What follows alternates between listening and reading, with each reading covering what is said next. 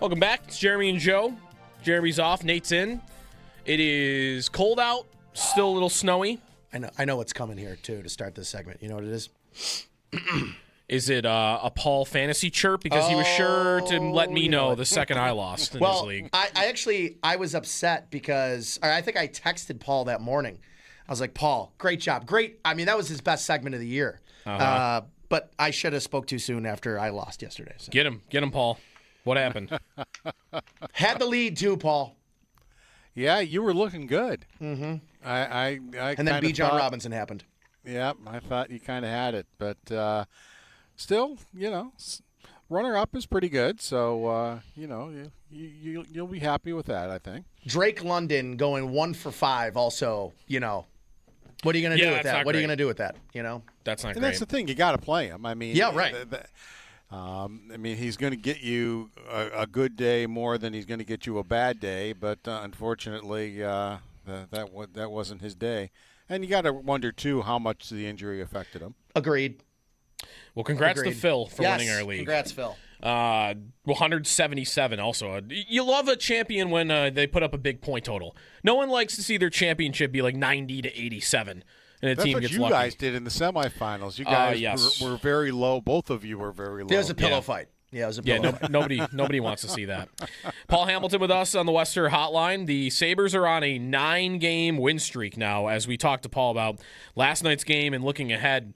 And Paul, last night, kind of maybe similar to the Boston game. Maybe they played better in the first against the Boston, but it's same situation where they're down 1 after 20 minutes, and then they come out in the second period and they just look like by far the better team. Yeah, they got outshot 9-8 in the first period. I didn't think of it as it was happening. I kind of thought of it later in the game. It maybe made a little sense that Dahlin and Samuelsson started the game off a little. They struggled a little bit. The one goal, the Shen goal, they basically were spinning as St. Louis got out on transition very, very quickly, and both players had their backs to it by the time they were done, and it was in. And then Samuelsson got himself behind the net and got out battled by Snuggerud, and that goes in the net. You probably would want your goaltender to stop both those. But then I thought to myself, I go, yeah, but here's Dahlin. He hadn't been on the ice. Everybody was off the ice for 3 days where nobody practiced and nobody played a game. For Dahlin, it was 2 days longer. Mm-hmm. So he had been actually off the ice for 2 days longer, and he kind of, I think, needed the first period to ramp up a little bit and get going because those two were fine after that. I mean, for the last 40 minutes, they were back to being the way Samuelsson and Dahlin have been playing all year. They made good plays. Samuelsson made an excellent play on the tuck goal, to kill a rush and then get up ice and get an assist on that. So I think it was just a fact that Dahlin needed a period to get back into things. And, the team, I mean, in the last 40 minutes, they outshot St. Louis 26-9. Yeah. And I think it helped getting the power play. They didn't score on the power play to start the second period. But they had a couple of guys, Doan and Benson. They brought pucks to the net, and they were starting to get around the net. They were starting to get some opportunities. And then at 3:55 of the period, Tuck goes to the net. He knew he kicked it. I watched the interview with reporters afterwards, and he said, "Yeah, I knew." He goes, I tried to fake it off a little bit so you maybe get the call. But he said it didn't mean to kick at it, but that's what it wound up happening. So he knew that goal would be disallowed. But again, it was still guys going to the net. And, and then finally Buffalo Tuck got the goal to tie the game later in the period. And really, if it wasn't for Hoffer, he made some pretty good saves. Buffalo would have taken the lead probably in the second period, but early in the third they did so. Again, why? Because people are at the net. One thing, another thing we haven't talked about that they're doing better, I think, is getting pucks to the net. It's something I know when things weren't going well, I would say, get the puck to the net, get the puck to the net. I'd be sitting there saying to myself, why don't they just get pucks to the net? Because guys are around. Sometimes when you just get the puck to the net and get a schmozzle going, good things happen. Well, that's exactly what McLeod did. He got the puck to the net. There's Quinn. There's Benson. Benson's always around the net. And, Quinn winds up with the puck. He gets the shot off. Next thing you know, Benson hits it out of the air, and you got yourself a goal. The other thing, the other thing, Paul, right after that goal, because that's within the first 2 minutes of the third period, they're getting pucks on, and they're also like on those rebounds, or if they miss, like they were chasing down the loose puck in the O-zone, so they were generating shots in that third period, even after they had the lead, but they just were never letting St. Louis get it back. And that's the thing. They spent most of the period down in the St. Louis end. They got 2 shots in the game, and I'll say the same thing. I know some people in the 4-1 win over Boston didn't like the goal Luukkonen gave up. So, well, Joe, I think I said to you, if you win 4-1, it doesn't matter if Luukkonen lets the one in from the red line. Guys, I mean, so what? I mean, he played well after that, made some good saves after that. And, okay, if you didn't like the goals that Lyon let in, the first 2 goals by St. Louis, well, guess what? The last goal they scored was at 8:09 in the first period. And Lyon did make some pretty good saves in there. Right near the end, actually, if you recall, he was scrambling. He lost his glove, his catching glove, as he's scrambling around to try, and somehow kept the puck out of the net as he's scrambling around. He had kind of given it away, and then he's scrambling. He lost his glove, but he made the save. He got in there and made sure the puck didn't get into the net. So, all right, if you didn't like the first 2 goals, he still, after 8:09 in the first period, slammed the door, and that was it for the St. Louis Blues. Did you think, because that play was a wild sequence, like the puck is behind the net, and then it pops out in front, and he's scrambling to get back in, and like he loses equipment in the process. Maybe I'm alone in this. I thought they were about to call tripping after that happened on Lyon when he took down the Blues forward. And maybe I only thought that because they had given the Sabres 2 power plays already. So I don't know if you were wondering if that was going to happen there too, because Krebs put it in the empty net like immediately after. Yeah, what's starting to happen now, I think, is we're not seeing penalty. We're going into playoff mode.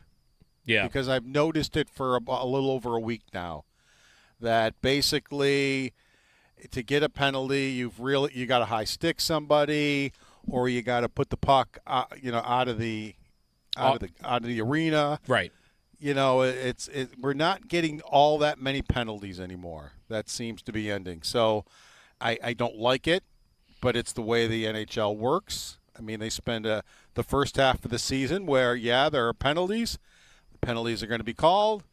And then the second half of the season, it's like, well, nah, if it's something really egregious, we're going to put somebody in the box. But other than that, and I guess it's the same for both teams. I mean, it's not like one team is getting, the advantage over another one. But it's just I don't like it. I've always felt that there's a rule book for a reason.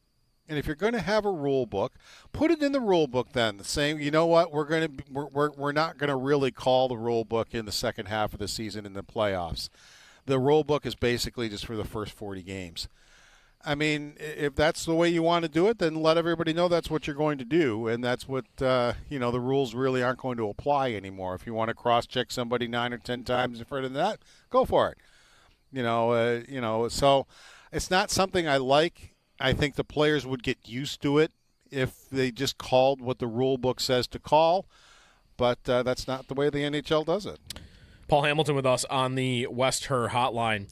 They get goals from a couple different lines. Last night, Paul, they've been keeping those combinations together. I don't know how you felt about the Tage line, but certainly the McLeod and Norris line felt like they were pretty dominant whenever they were out there.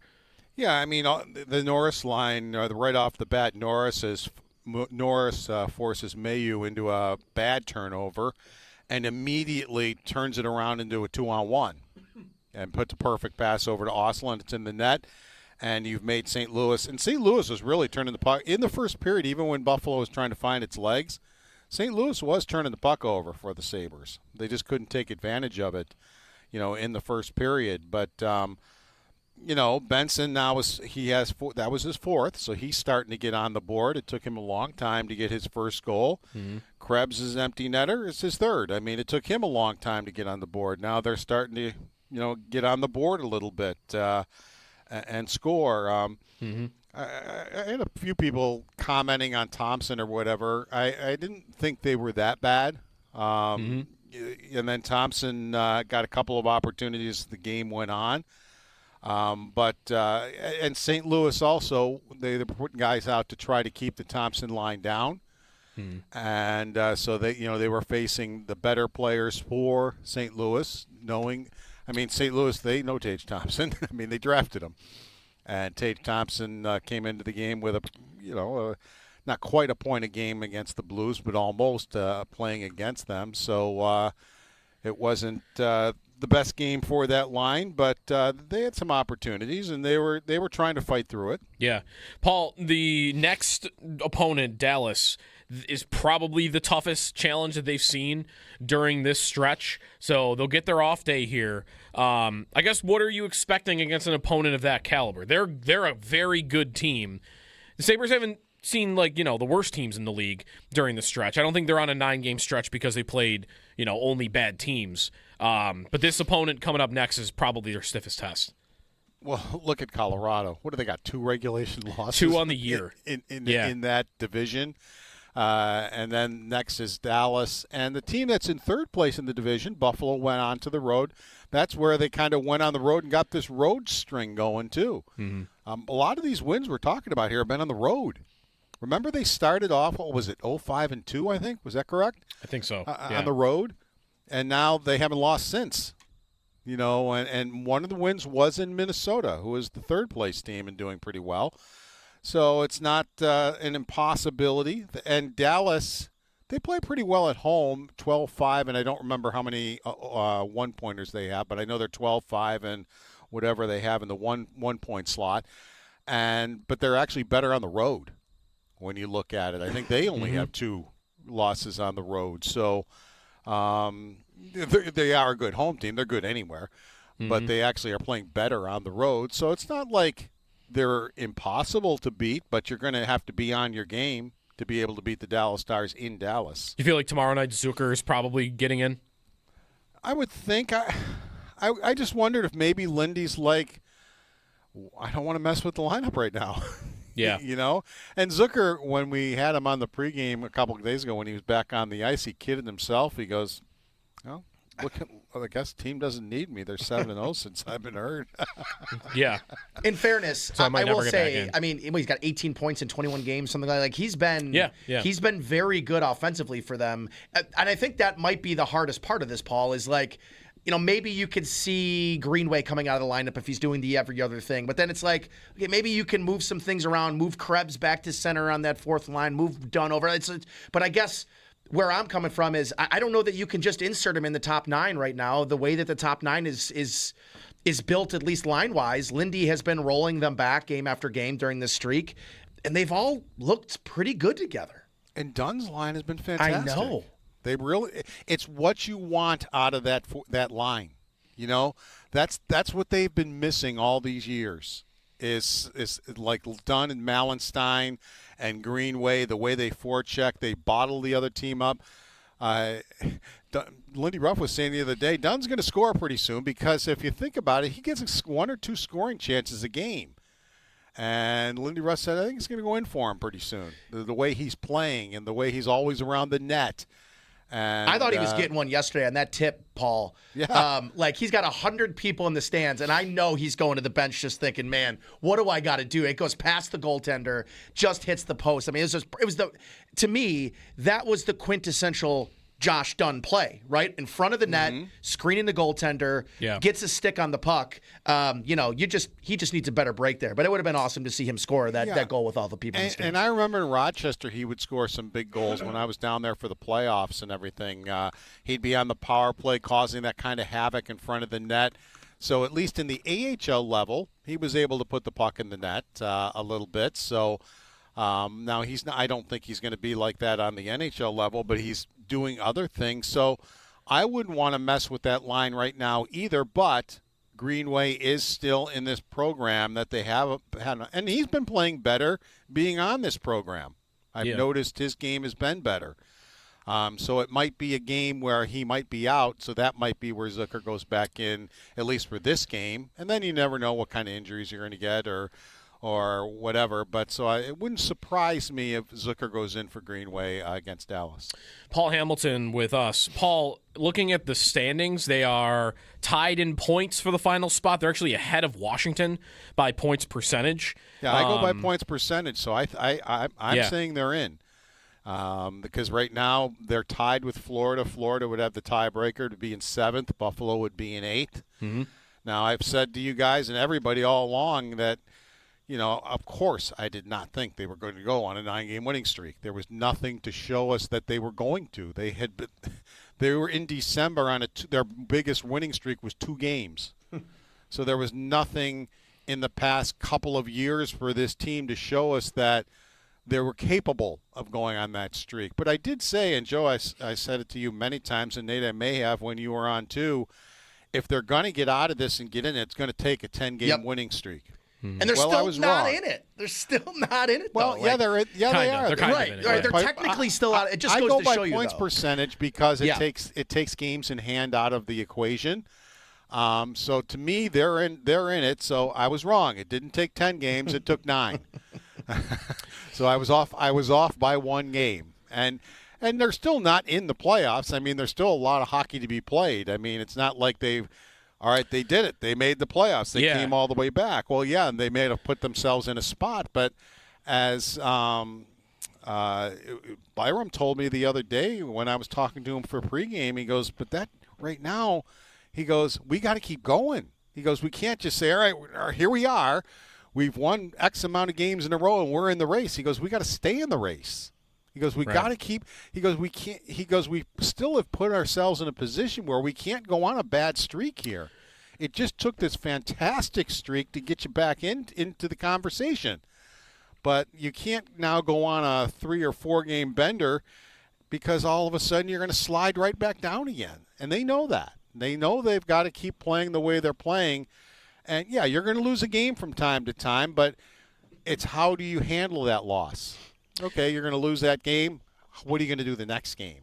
And that's the sign of a good team or a very much improving team. And if they do keep it up, Paul, is there a team or a couple teams that you look at in the East right now and think that's a team that's vulnerable for the Sabres to jump over and stay over? I mean, like, Florida and Tampa feel a little different because those are veteran teams, and Florida will get Tkachuk back. So, I don't know if you want to count on one of those teams missing, but Philly, Montreal, the Islanders, Detroit. Like, there's some of these teams that haven't been consistent playoff teams that maybe you'd look at and think they might be due for some regression at some point. Yeah, I didn't think Montreal and Detroit would be there where they are right now.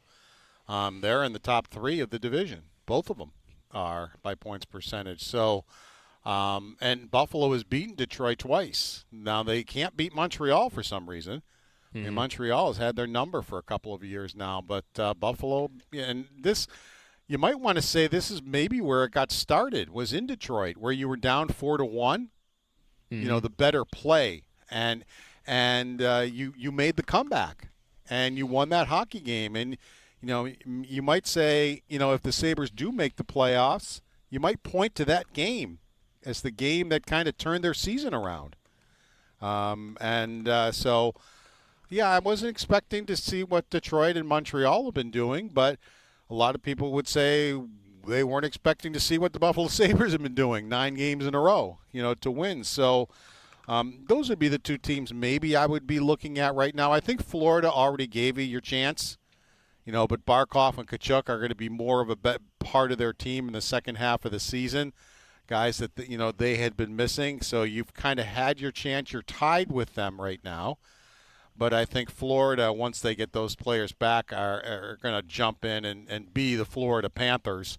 And so I wouldn't – you never know. I mean, this is the NHL. Maybe you can stay with them and get ahead of them. But that wouldn't be the team that I was thinking that maybe you're going to be ahead of.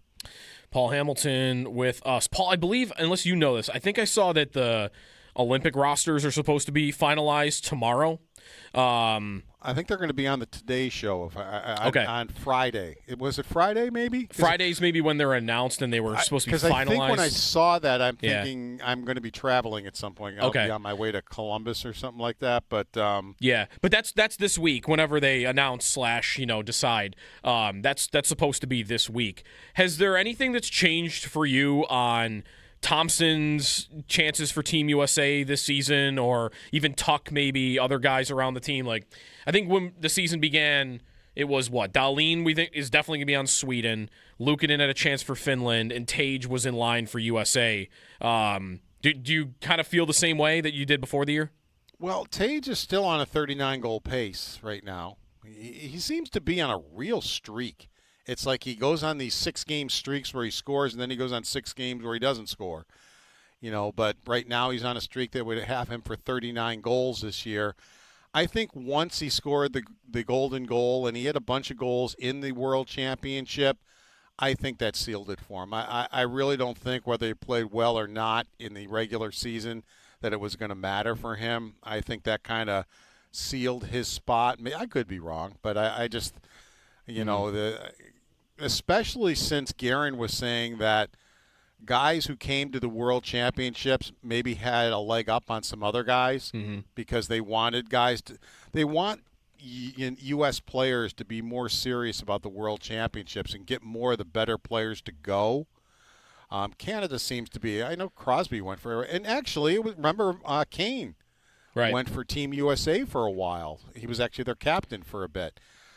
So they and Tage was over there, and I think that earned him some points too. But I have been reading that Tuck has climbed the ladder, and a lot of people, when they're projecting what Team USA is going to do, I'm seeing Tuck on some of those projected rosters. I've seen that too. I think because the one guy that's not expected to carry over from the Four Nations tournament last year is Chris Kreider, and what role he played for them, he might be a little more physical than Tuck, but that was speed and penalty killing and a guy on the fourth line. And Tuck is going to penalty kill for you. And he's still got Trocheck is another one. Trocheck too. Yeah. Yeah, I could see. I mean, listen, I don't know that he'll make the team, but there might be a case for – is there a case for Samuelsson, the way he's played? He's been so good. I mean, I don't think he'll make it, but he's been so good this year. I don't think he will either because Team USA does have some very good defensemen. It would probably take some injuries for that to happen. I don't know if you guys would agree with this. I think if you said who would be the better hockey player for Team USA to have, I think it's Tuck over Thompson. I think he does more. Because of the role? Because of the role. He's one of the best penalty killers in the National Hockey League. He's had a couple of 36-goal years. So you know he can put the puck in the net. The way he swipes pucks from other players, he steals the puck from them and then turns it into transition offense the other way is excellent. So I don't know. I just think when you're in a tournament like that, in my opinion, Tuck might be the better player to have on your team if you're Team USA. We'll see. This week we're going to start seeing some rosters unveiled. Paul Hamilton with us. Tomorrow it's Sabres and Stars. Thank you, Paul. Take care, guys. Paul Hamilton on the Western Hotline. Buffalo, as he mentioned, by points percentage, they're in a spot. And I think if, a comet is coming to hit the earth, we need to start the playoffs tomorrow. I think they go by points percentage. So I think they'd be in. Yeah, I mean, if you remember from COVID year. Yeah, I think that's how they did it. Because the Sabres missed by a percentage that they could have made up like the night that the season got canceled. So good memories of the drought. Super. 803-0550 is the phone number. We haven't had a lot of calls today on the Bills matchups. Maybe we'll do that more later in the week. But if you got a thought on, I asked Howard earlier, if they're going to be the 6 or the 7, which they're the most likely to be the 6th. Yeah, but 7's still a chance to. 7's more likely than the 5. So that means you're playing either Jacksonville, Denver, or New England. And I wonder where people's interest lies on who you'd want to see. I think you could really answer any of the 3. And I feel like a lot of people have different answers on that. 803-0550 is the phone number. It's Jeremy and Joe. Jeremy is off and Nate is in on WGR.